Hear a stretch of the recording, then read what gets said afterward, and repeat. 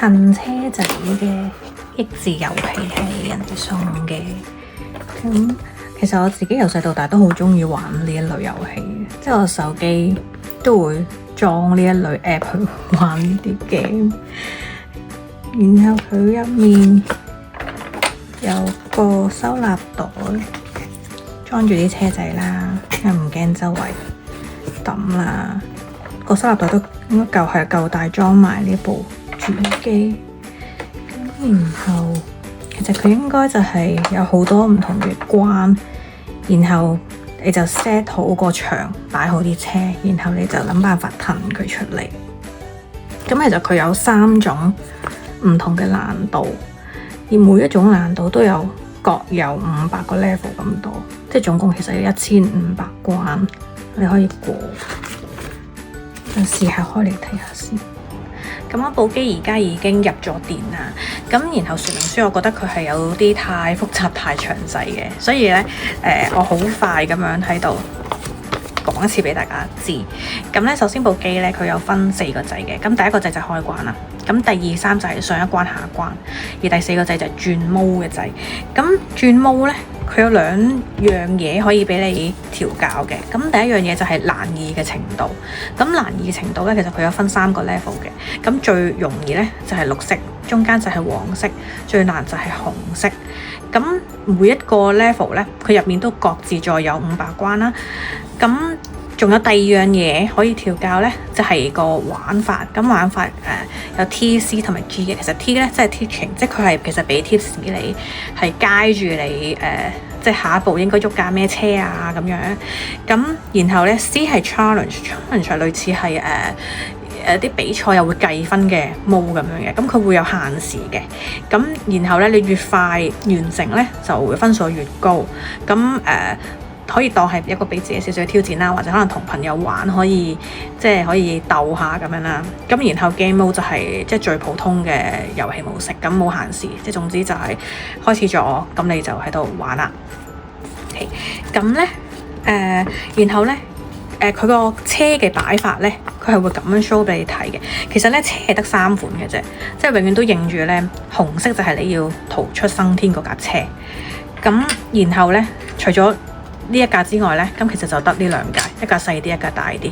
細啲就係佔2格，紅色都係佔2格嘅。咁藍色就係佔3格。咁啲車下面有個磁石嘅，咁所以咧塊板就會知道你嘅紅色已經逃出生天啦，過咗關啦咁樣。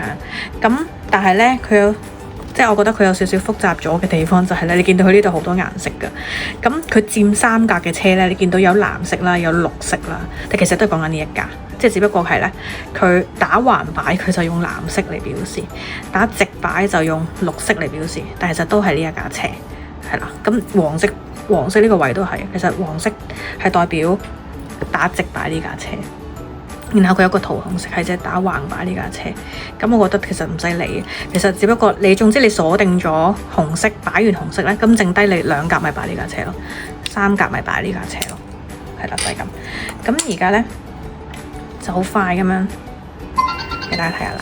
咁開機，咁佢by default好似係最容易嘅 mode 嚟嘅。咁係第一關啦。咁佢會記住你玩到邊嘅之後，咁咧你下一關就咁樣下一關啦，就2，咁樣再下一關就3。咁呢一個係最容易嘅 level 啦，綠色。咁有500關嘅。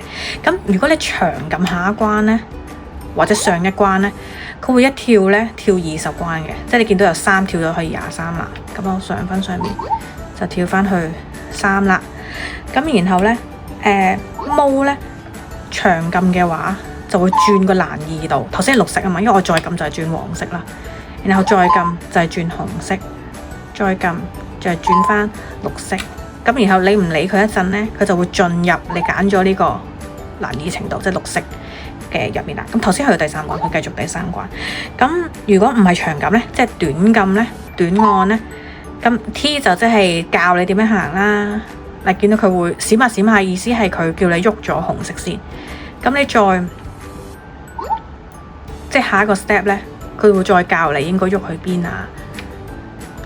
係啦，你應該喐綠色啊，咁樣佢咁樣教你咁樣喐啊。咁好啦，咁我哋再短按再轉啦。頭先係 T， 而家 C 係 challenge mode。咁咧佢會倒數你開始嘅。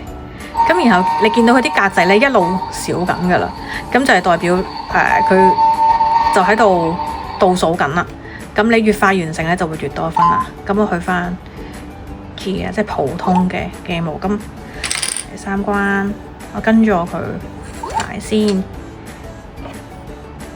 其實你永遠咧就睇住紅色，跟住呢啲3格你就擺翻3格。咁樣啦，係啦，咁然後咧，你就可以咁樣玩啦。咁佢就會知道你已經完成咗，就係咁啦。係啦，咁我今次可能轉下 challenge mode 啦。不過其實你都要喺 game mode 嗰度擺咗先，因為咧 challenge mode 佢計完時咧就開始噶啦。咁都可以俾大家睇下。我哋咁 teaching 啦，你咁可能喐咗呢個先啦。其實佢應該會教你喐去邊度，撳多下先。哦，係啊，教你喐去呢度咁啊，即係可能呢就 OK。咁咧teaching mode 咧，如果你長撳嘅話咧，佢都會有唔同嘅。佢會如果你長撳即係 next 嘅話咧，佢就會自動幫你做埋剩低嘅。但如果長撳 previous level 嘅話，佢就會幫你自動播放頭10個 step 好似。頭先去咗邊度？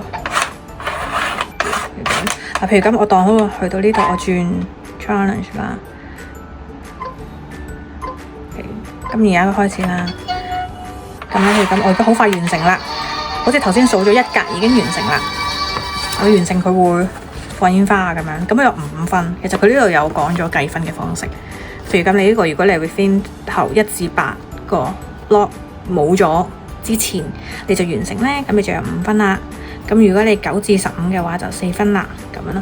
咁佢都有講嘅唔同難度嘅每個 level 咧，譬如咁好似頭先係咪應該2至50啊？咁佢就會限時你36秒。咁樣啦，咁除咗用部機咁樣玩之外咧，刪翻先。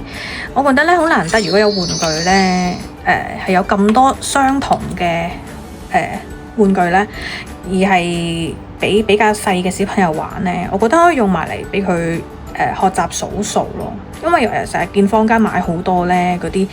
可能一桶有好多隻一樣嘅豬一樣嘅羊咁樣，咁但係我又唔想專登買嚟，個功用就主要係學數數。咁然後如果呢一盒嘢順便又有埋嘅，我覺得幾好，即係一樣嘅嘢，咁就學數1格、2格、3格咁樣。